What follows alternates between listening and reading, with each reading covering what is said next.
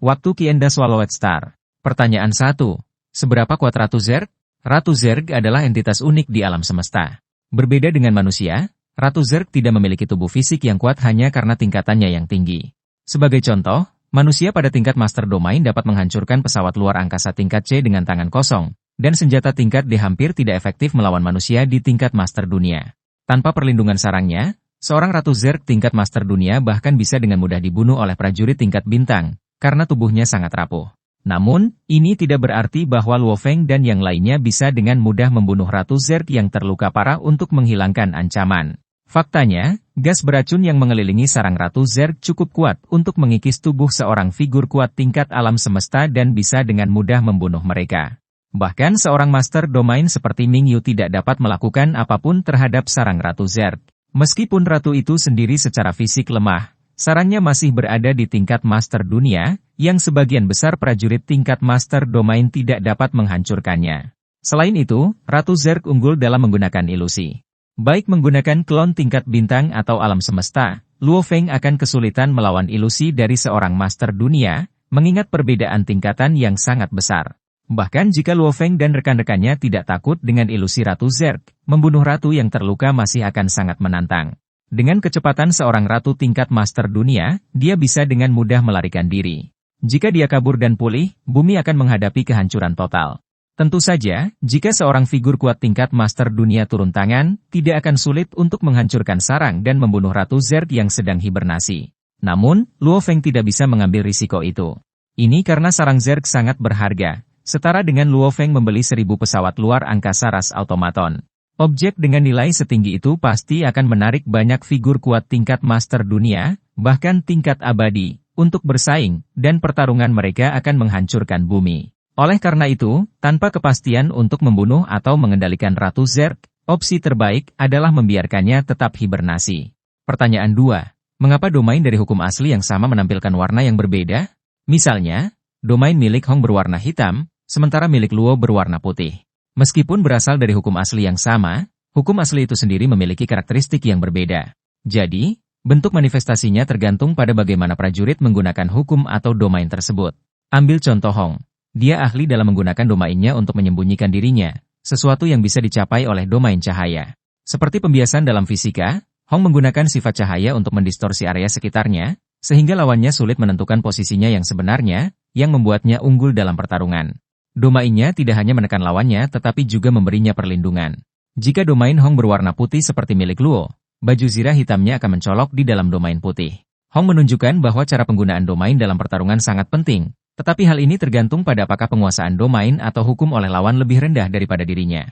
Inilah sebabnya mengapa domain Hong tidak seefektif melawan Nabini dan Rongjun.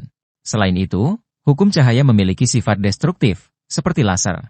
Prajurit dapat memusatkan energi ini untuk membunuh lawan yang tingkatnya lebih rendah. Selain karakteristik yang berbeda yang menyebabkan perbedaan warna dalam hukum asli yang sama, alasan lain bisa jadi pilihan desain tim produksi. Apakah Anda memperhatikan bahwa domain Hong cocok dengan pakaian hitamnya, milik Luo berwarna putih, dan pedang cahaya milik Ai Chen berwarna merah muda? Desain ini memudahkan penonton untuk mengidentifikasi serangan dari prajurit dengan atribut atau hukum asli yang sama selama pertarungan. Pertanyaan 3. Bisakah alam semesta virtual diretas?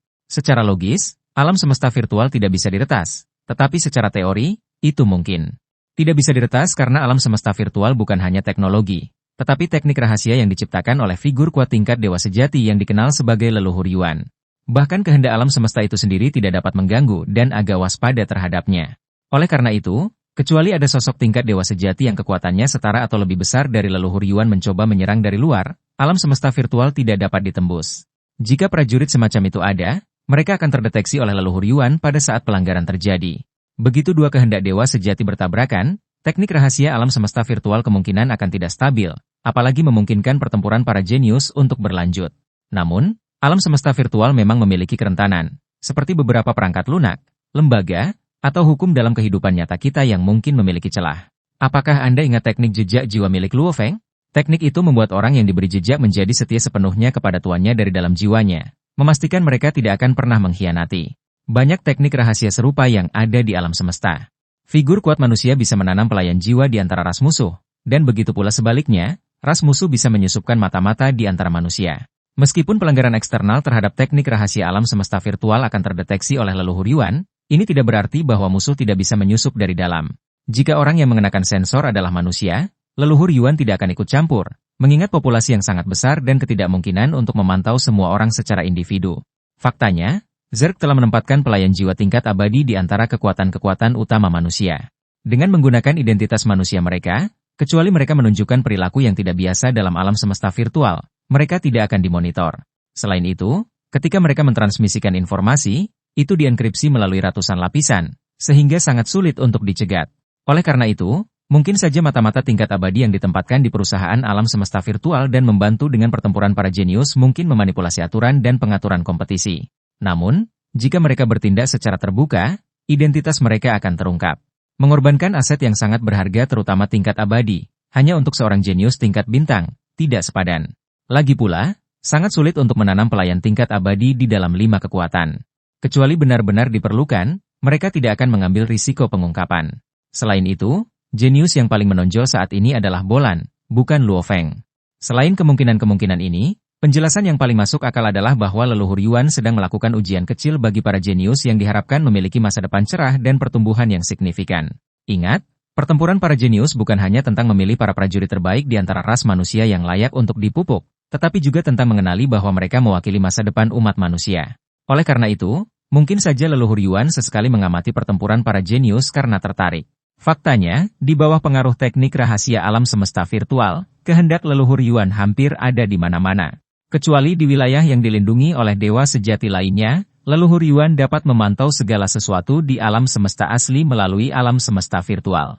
Ini berarti jika leluhur Yuan melihat seorang kontestan tampil sangat baik dalam pertempuran para jenius, tidak akan sulit baginya untuk mengamati kekuatan kontestan itu dalam kehidupan nyata. Jika leluhur Yuan menemukan bahwa kontestan tersebut memiliki kesempatan luar biasa, dia mungkin menyesuaikan tingkat kesulitan tantangan sebagai ujian. Lagi pula, ujian semacam itu tidak akan membahayakan kontestan. Di sisi lain, jika itu adalah Ratu Zerg yang sebenarnya, Luo Feng sudah akan mati akibat serangan ilusi ratu tersebut. Adapun mengapa ini diartikan sebagai peretasan sistem, kemungkinan besar karena hanya Master Alam Semesta dan Dewa Sejati yang mengetahui keberadaan leluhur Yuan. Pertanyaan 4, bisakah Luo Feng memilih binatang bertanduk emas sebagai klon lagi? Mungkin Anda bertanya-tanya, jika Luo Feng memilih binatang bertanduk emas sebagai klon pertamanya alih-alih tubuh manusia, apakah dia akan memiliki 3 kesempatan lagi untuk membuat klon tambahan? Bayangkan jika dia terus membuat klon binatang bertanduk emas hingga klon ke-100, dan kemudian akhirnya memilih tubuh manusia, bukankah dia akan memiliki seluruh pasukan binatang bertanduk emas? Faktanya, Luo Feng memang bisa memilih binatang bertanduk emas sebagai target klon, tetapi hal tersebut akan sia-sia. Alasannya adalah, ketika alam semesta memberikan teknik rahasia bawaan, jika kemampuan tersebut tumpang tindih antara tubuh-tubuhnya, teknik rahasia klon akan dicabut. Jika Luo Feng memilih binatang bertanduk emas sebagai klon keduanya, dia akan berakhir dengan binatang bertanduk emas tanpa kemampuan bawaannya, yang secara signifikan melemahkan kekuatannya. Situasi ini berlaku tidak hanya untuk binatang bertanduk emas, tetapi juga untuk makhluk-makhluk lain. Dengan kata lain, tidak peduli makhluk apa yang dipilih Luo Feng sebagai klon, selama makhluk itu memiliki kemampuan untuk menciptakan klon, kemampuan tersebut akan diambil oleh alam semesta. Oleh karena itu, memilih binatang bertanduk emas sebagai klon justru akan membuang salah satu kesempatan klon yang dimilikinya. Ini adalah pertama kalinya saya memilih beberapa pertanyaan dari bagian komentar dan membagikannya dalam format ini. Saya harap Anda menyukainya. Sebelum kita selesai, saya ingin berbagi berita dengan Anda. Apakah Anda memperhatikan bahwa baru-baru ini, Tencent Video merilis beberapa klip adegan dari film Swallowed Star, Benua Sungai Darah? Berdasarkan kemajuan animasi Swallowed Star, Benua Sungai Darah kemungkinan akan tayang perdana pada bulan Desember. Jika Tencent Video memutuskan untuk menayangkannya segera setelah pertempuran jenius berakhir, kita mungkin bahkan bisa melihat Benua Sungai Darah pada akhir Oktober. Perlu dicatat bahwa film Swallowed Star akan memiliki 3 episode. Itu berarti jika setiap episode berdurasi 30 menit, kita bisa menonton 2 episode berturut-turut. Sangat menarik. Apa pendapatmu? Itu saja untuk video ini. Terima kasih telah menonton video ini. Semoga Anda memiliki hari yang menyenangkan.